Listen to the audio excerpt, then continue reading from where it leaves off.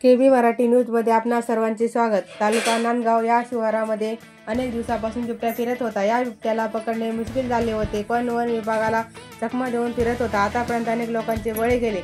अखेर वन विभागाला बिबट्याला पिंजराबंद केले। वन विभागाचे हार्दिक स्वागत करीत आहे।